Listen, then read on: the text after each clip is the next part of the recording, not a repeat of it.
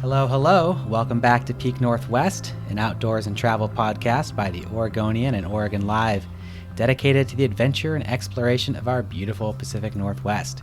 I'm Jamie Hale. And I'm Chiara Profena. Together we take you to some of the most beautiful and interesting destinations in our region, discussing where to go, what to do, and places to see. And today, because it's been so hot lately, we're looking for some Portland area swimming holes to cool off. You know, while Oregonians don't really have the benefit of swimming in the ocean, which, as we all know, is frigid even in the summer, we do have a ton of rivers and lakes and other spots that are perfect places to take a dip on a hot summer day. And Chiara, this is a topic I understand that you have a special interest in.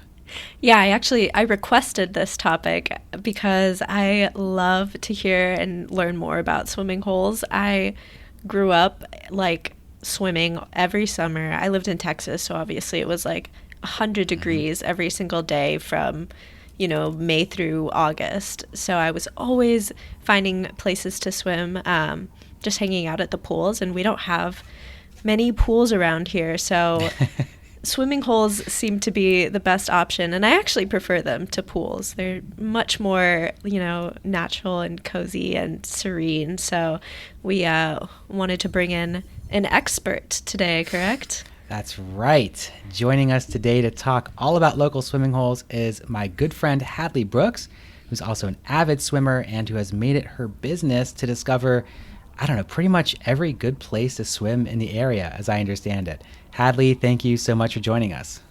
Thanks, guys. I definitely wouldn't call myself an expert, but I do like the water, so... Well, Hadley, before we get into the swimming spot specifically, I do want to talk about safety.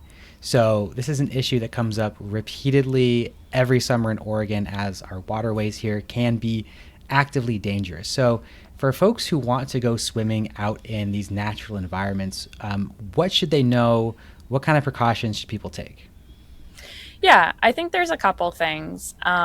One, as someone who does a lot of swimming in rivers specifically, I would tell people to never underestimate a current. Even if it looks like the river is pretty chill, they can get pretty strong pretty quickly. And you can even get swept off your feet just kind of going in up to your waist. So especially with rivers, I always really take the current into consideration, wade in super slowly. If you have a nice pair of river shoes, wear those, you may get some more traction. But currents, definitely a big thing. If you're going to more of a swimming hole, you see people diving in, that can be super fun, but we definitely don't always know how deep these things are. So always make sure you go down to the water's edge. You're actually looking at how deep these places are, if there's any rocks, obstructions, anything like that before you ever consider jumping in. And then another thing is temperature. As we've been talking about, it's obviously been super hot the last couple of days, but most of the water is still incredibly cold. And even though it is rare, you can jump into very cold water and kind of get that cold water shock that often makes it hard for people to swim, even if they're very strong swimmers. So I always like to test the temperature of the water before I get in. And then also just make sure you actually know how to swim if you're getting in the water. If you don't know how to swim, I would definitely recommend probably not swimming, but you can still wade into some of these places. But just, go to the places that have more people. There are some areas that even have kind of lifeguards on duty. And then a lot of the state parks even provide now personal flotation devices at some of the trailheads to some of these spots that you're allowed to borrow and use. So that's always good to remember as well. No shame in using any of those. All important good tips to keep in mind. And so as somebody who's been doing this for a while, having a sort of summer of swimming project, what made you want to get into this, or what got you interested in finding these places? Yeah, I was kind of inspired by my brother, actually, many years ago. I love to swim, and I love being outside in nature, in water. And he kind of came up with this thought that how oftentimes at the end of the summer, you realize I didn't really go swimming as much as I wish I had. And so he kind of set up this personal challenge to make sure he swam outside at least once every week throughout the summer. And I started doing it along with him with basically just the goal of actually making sure I do the thing that I love and want to do, because life can get in the way and I get busy or it's kind of inconvenient. But just kind of forcing myself to go is usually makes it so much more enjoyable. And it gets me outside, it gets me checking out new areas. So it's really just kind of like making sure I don't give myself any excuses to not be doing the thing that I love to do. And I've discovered a lot of cool spots along the way. Like I still love all of the big parks that we have that are accessible through the state park system or the metro park system. But there's just a lot of cool places all over Oregon and Washington to kind of check out if you're willing to explore a little more. How long have you been doing this summer of swimming? This will be year 8, I think. 8 or 9. Wow. 8. Yeah. So I imagine It's in those years you must have found a lot of different places to swim. correct. The part of what's really fun about it is the challenge that I pose to myself is I'm not allowed to repeat any place more than once a summer. I can swim there all I want, but I can Wow. only count it one time. And so it really encourages you anytime I travel, especially during the summer, to a different part of the state or the country, it really forces me to find a place to swim, oftentimes in a place that like I would never think to seek out, a river or a lake or something like that. And so it's led to kind of a lot of very fun adventures in some odd places outside of the Pacific Northwest, of like trying to find a place to go. And then even within Oregon, like I don't spend a ton of time in Southern Oregon or like super, super far east. And whenever I am in a place that I don't think I'm going to find myself back in the next couple of weeks, I'm like, gotta find a place to swim. And this like self project that you've got, what are like the bounds of it? Like what are the rules you've set for yourself? Well, I'm just going to remind anyone who might be listening, there are no real rules. This is all 100% made up. So, I've had friends over the years who have also done it, and they kind of make up their own rules or define it in their own way, and that's great. The way I like to do it is I start technically the season, if we want to call it that. It's Memorial Day to Labor Day. And I have to swim outside in a naturally occurring body of water. But I mean, like, I swim in reservoirs and things like that. I really just mean no swimming pools. At least once a week. And I can only count each location once during that time. So by the end of the summer, I end up with like 15 or 16, depending on the year, different swim spots. And my personal rule with that is that I have to, if I'm not going to like stay in the water for an extended period of time and actually swim, I have to at least fully submerge my head 3 times in that water, which sometimes is easy.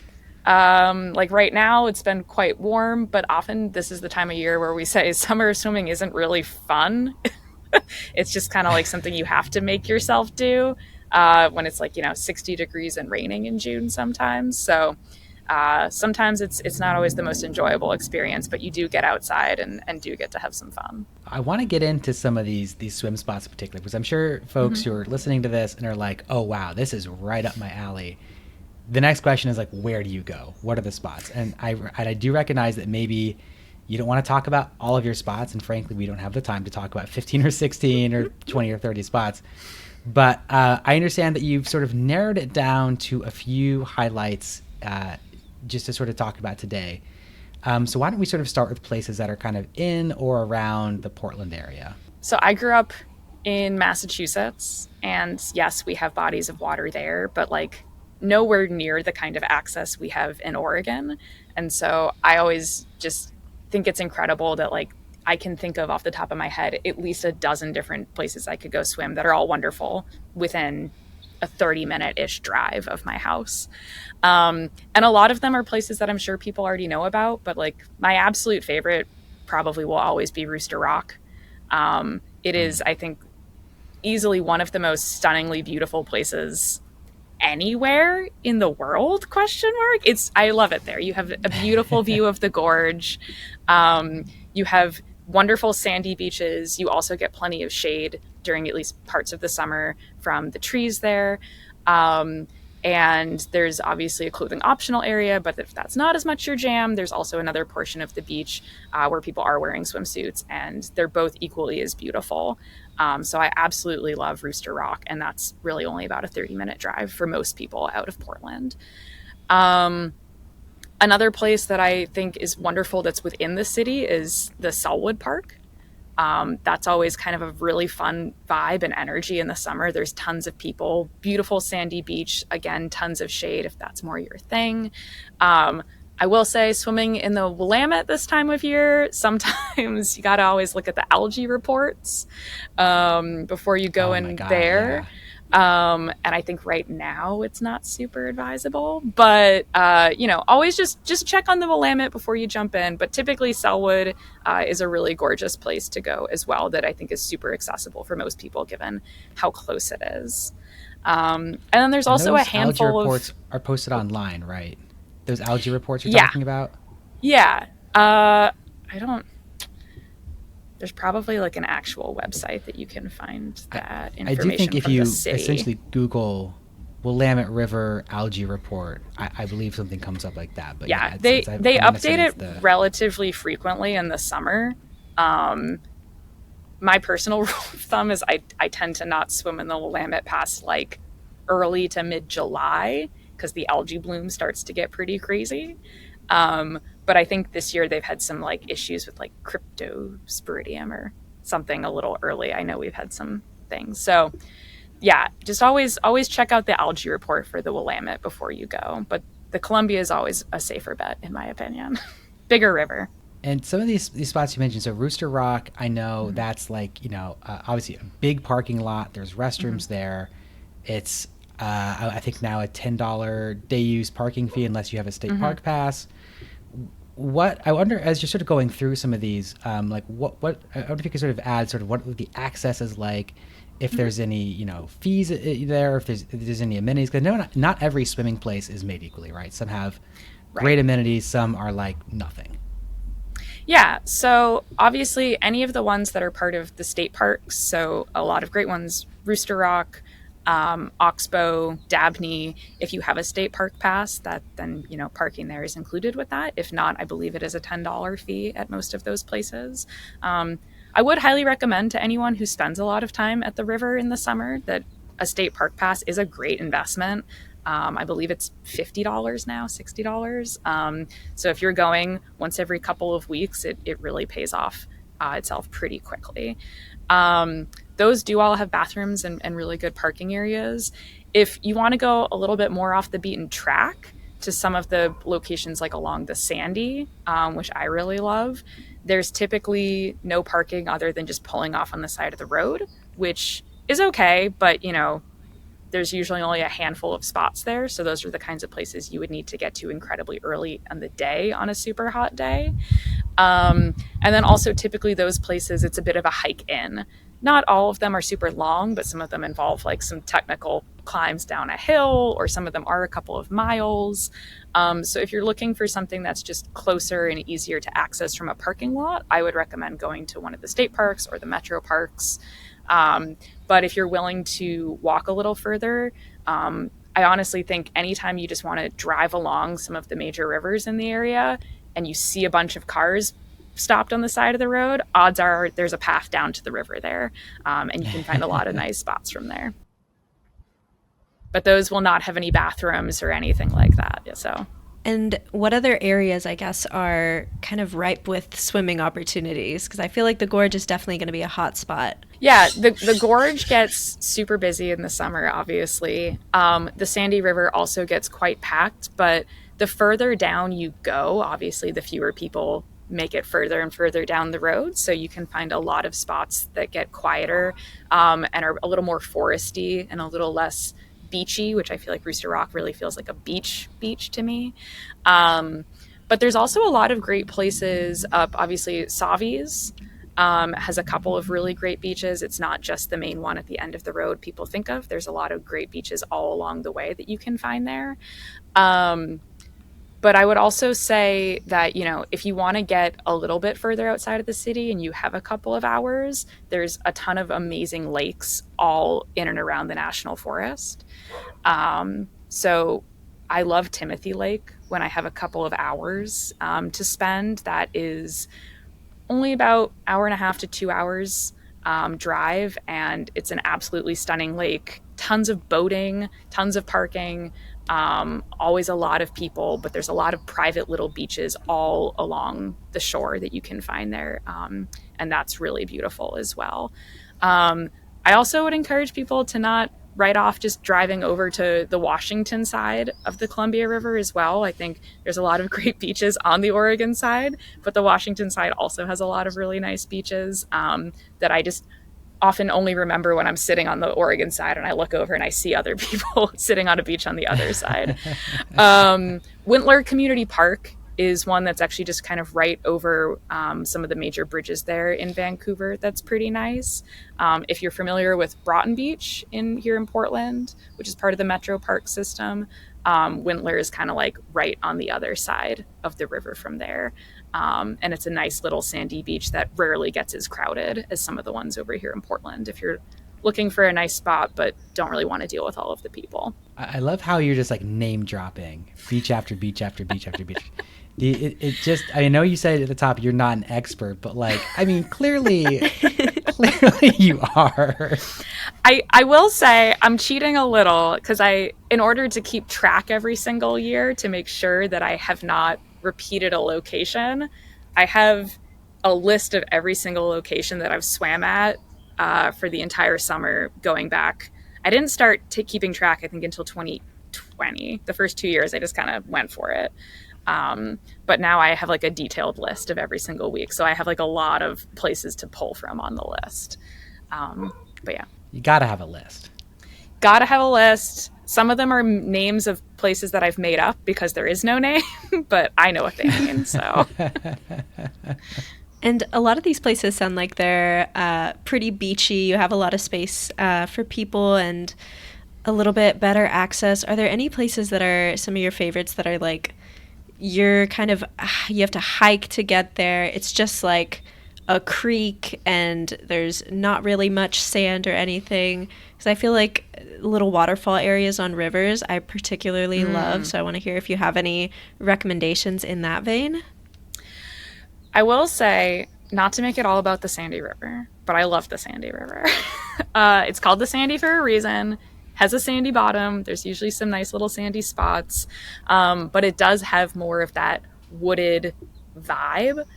And then off of the river, there's a lot of little creeks that kind of like split at parts in the river and then meet back up with it. And if you're willing to kind of go out further and do a little exploration, there are tons and tons of trails that will lead down to some of these creeks. Most of them are actually a part of a lot of those parks like Oxbow or Dabney or Dodge. They're just not a part of that main parking area. So like you might see signs somewhere that says like it's, a part of the park, but you're not actually in it. So they don't require the parking passes because you're just on the side of the road. But if you're willing to kind of just go down some of those trails and explore a little bit, there are quite a few just kind of like smaller creeks that go off of the main river. And a lot of those are more kind of like private little beaches where if you go all the way down there, it might turn out that there's already a party of people there and that there isn't. If they don't want to share, then there might not be room for you. But if you kind of want to walk around a little bit, you can almost always find something. And that's something I think about a lot, is that we have so many places to swim here that even on the absolute hottest days when everyone's at the river, if you really want to just like have a private little beach to yourself, there's always one somewhere. You might just have to work a little harder to find it. I've heard some good things about the Washougal River in Washington. Mm-hmm. I know a lot of folks who like sort of that, I think kind of what Kiara was talking about, something like sort of waterfall-y little falls, maybe more of a swimming hole vibe. What do you know about the Washougal River spots? I really like the Washougal. I don't go there as much just because it is a little bit further than the Sandy, for me at least, where I live. I will also say I typically find that the Washougal is colder than the Sandy River, which some people don't mind, but that's not always ideal for a lot of folks. And And then also, I think there's a lot of great swimming holes along the Washougal that I would highly, highly recommend you go to if you have time during the weekdays. Because a lot of those swimming holes get super crowded on the weekends. Like Dugan Falls is absolutely gorgeous. Naked Falls is really beautiful. But those places tend to get pretty crowded on the weekends, and it doesn't really let up. But most of those spots are pretty empty if you want to go on like a Tuesday morning, a Tuesday afternoon, if you have time off or you work in the evenings. Those places are really great to explore on weekdays, or honestly, a lot of times on holiday weekends when everything kind of clears out in the Portland area, people are camping and such. You can find a lot of great spots that open up a little more.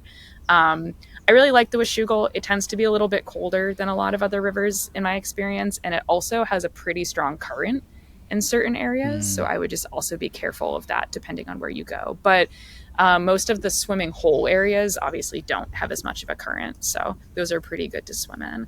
I'm trying to find, I think there's a place that doesn't really have a name that, or maybe it does, and I just gave it a weird name on the Washougal that I never remember the name of. I think I called it like Big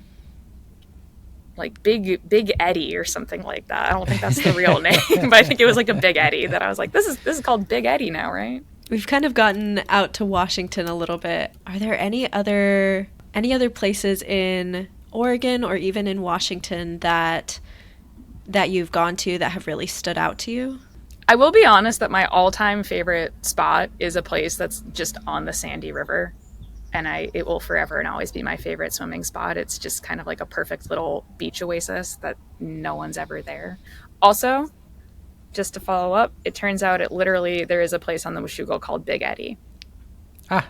And it is very nice. Yeah. I love a descriptive name like that. Yeah, Big Eddie Greenway, and there is a place to go swimming there. This might be a cheat of an answer, but I don't believe this area is open at this point, because I know a lot of it got burnt in the fires a couple of years ago. But the Blue Pool out, I think that's near like the Mackenzie River, that is incredibly stunning. I will say that is some of the coldest water I've ever gone swimming in, ocean included. It's absolutely frigid, like body-numbingly so. Yeah, we should probably check if it's even accessible now, but I'm sure it will be in a few years. I will say that the Forest Service has, I don't know if they at one point considered banning swimming at Blue Pool.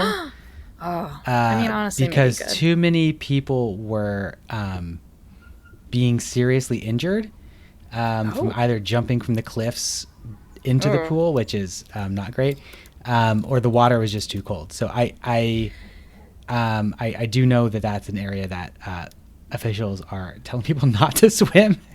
Copy but that. It's a beautiful spot to hike and to look at. It is gorgeous, and I do kind of get that, because that water is insanely cold, and that comes from someone who likes cold water. But that's like pretty rough. There is also a wonderful beach. There's Dodge Park, which is not that far from Oregon, and I know a lot of people already go there. But there is a really nice spot if you're willing to kind of continue hiking out from there. That's just like another beach, probably 20-minute hike from the parking area. It's not a challenging hike, but I know not everyone wants to go that far, especially with coolers and stuff. But if you're willing to kind of make the trek, there is a really beautiful beach that's not too far from that parking area. It has a lot of it has one faster area that has like a strong current that kind of goes over some rocks that everyone like takes their inner tubes down and stuff. It's kind of fun. And there's like another little beach on the other side of the river that you can swim to. And it's kind of, in my opinion, it's kind of like the most picturesque little like traditional Oregon river spot. And it's really, really gorgeous. And that can also get kind of full sometimes, but usually not that much. And I would say Timothy Lake is another favorite. You know, you have absolutely stunning views of Mount Hood. And the lake itself is just absolutely gorgeous, and the forest around it is lovely. And if you want to go and make a whole day of it, you can hike around the lake. It's like 14 miles, I think. Stop along the way, take a swim on one of the little beaches. It's really, really nice out there. Hadley, what is it about swimming that you enjoy so much that leads you to do this summer of swimming? Man, I don't know. Maybe I'm just crazy. No, I think I absolutely love the sensation of being in water. I think it just like the feeling of floating and just kind of like being immersed in this thing. I find it very calming, very freeing. I also am someone who hates the heat. And so if it is above like 70 degrees outside, I immediately need to be in some body of water to cool off. Um, but I don't know. I've always just kind of loved being near the water, whether that's a beach or a river or a lake. I find it incredibly calming and soothing. I love the sound that it makes. And it's also just a ton of fun to be able to like find these places and have kind of a goal when you're outside, something to look for, something to search for. Um, yeah, I love swimming, guys, in case that wasn't obvious based on the last 30 minutes of talking. Kiara, you're nodding along to all of that. Yeah, I'm also like, I so resonate with everything you said. As somebody who runs hot and lived in Texas for so long, I literally moved away from Texas to get away from the heat. Anytime it is above like 75, 80, I'm like, I have to get to some sort of beach, some sort of body of water. So I've been loving all this research. I'm going to go home and figure out what my next go-to spot is going to be, because it is, 91 degrees today. So Oof. Yeah, I will say I did name drop it very briefly, but I feel like a lot of people in Portland don't know about or sleep on Broughton Beach, which is out by the airport on Marine Drive, and that is one of the metro parks. But it is a beautiful beach, and it can get pretty poppin', but there's always tons of room because it's so large. So there's always plenty of room to spread out, and that's usually my go-to. Like, it's after work. I don't have a ton of time to make it somewhere, but in 10 minutes I can be on the river, on the beach, just enjoying the breeze. It's much nicer than my backyard. yeah, that's actually one of my go-tos as well. That's one of the only beaches that I actually go to, because also you get to see the planes taking off on top of you, which is pretty cool as well. So I feel like you got a little bit of entertainment there if you bring someone who's into planes. So. And don't sleep on the sunsets there either. The sunsets there are always very gorgeous with the view of the mountain. Yeah, gosh. So, Hadley, I mean, you said you were raised in Massachusetts.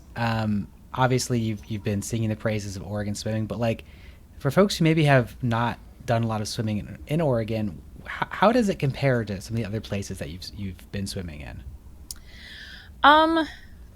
I will say, honestly, the thing that always stands out to me the most is how accessible it is here. As someone who grew up in the summer, either basically swimming in the ocean or a pool, the fact that you just kind of have all of these rivers and lakes and reservoirs and things all within, 30 minutes, an hour of you is kind of crazy to me.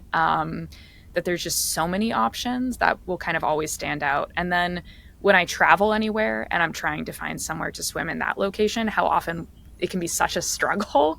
Either it's because like there aren't really any accessible bodies of water, or there are bodies of water, but everyone tells me they're not clean enough to swim in. And so I never really take that for granted here, about how we not only have a ton of different options, but also how most of them are like these really beautiful, clean, pristine bodies of water that are safe to swim in. Growing up in Boston, we have a giant river that runs right through the city, and you're not allowed to go in it. So the fact that there's multiple rivers in the city that I can just jump in on a hot day, I'll never take for granted. But I also think, again, as someone who grew up on the East Coast, I'm really used to like a certain kind of beach. And so the idea of like a river beach versus a coastal beach was something that I wasn't really familiar with until I moved to Oregon. And more of the idea that like you can have a sandy beach, but it's in the woods and you have trees and not just like sand dunes. And I really kind of love that juxtaposition of being able to hike through a forest and then just kind of get popped out on this beautiful little sandy beach somewhere. Yeah, absolutely love that too. I think that's such a cool, unique part about where we live. So I'm just glad that we have so many options. I feel feel like there's always a good place to find. So thank you for sharing some of your wisdom and your research with us. And just very quickly, could you remind us a little bit about the big safety tips that people should keep in mind, just to make sure we leave off with that? Yeah, so obviously always think about a current before you go into any sort of river or ocean. If you're going to be swimming at the beach in the ocean this summer, they can be pretty strong and they can kind of grab you unexpectedly. So always be really careful and wade in slowly when you're going into anything with a current. Definitely know how strong of a swimmer you are and be honest with yourself about that. You know, if you're not a super strong swimmer, probably don't try to go into a big river that has a strong current or go out over your head. Really play it safe. Always take the temperature of the water into account. Some of these bodies of water, especially this time of year, are still quite cold. And that can be pretty shocking to your system, jumping in really quickly. And even if you are a strong swimmer, it can kind of leave you a little bit paralyzed for a minute as to what to do. And then lastly, just, always make sure if you're going out into the woods somewhere by yourself to find some of these cooler places, probably let someone know where you're going. Just, give friends a heads up. Same thing with hiking. This is when I'm leaving. This is when I'm expected back, etc. All great advice, all great recommendations. Hadley, thank you so much for coming on today. Really appreciate you sharing all of your swimming wisdom and expertise with us. Thanks, guys. Everyone get out there and swim. Well, folks, that will do it for us for today. Until next time, you can watch our videos on the Oregonians YouTube channel and view all of our travel and outdoors coverage on OregonLive.com/travel, as well as HereIsOregon.com. Please leave us a rating or review if you enjoy the show, and if you want to support this podcast as well as our local journalism, please consider a subscription to Oregon Live. You can find the details at OregonLive.com/subscribe. Also, if you're a fan of the show and you're interested in potentially sponsoring it, you can get in touch with our marketing people at advertise@oregonian.com. This episode of the show was produced by me alongside Jamie Hale and Vicky Connor. Stay safe and happy travels, everyone. Until next time, we leave you with this 10 seconds of Zen.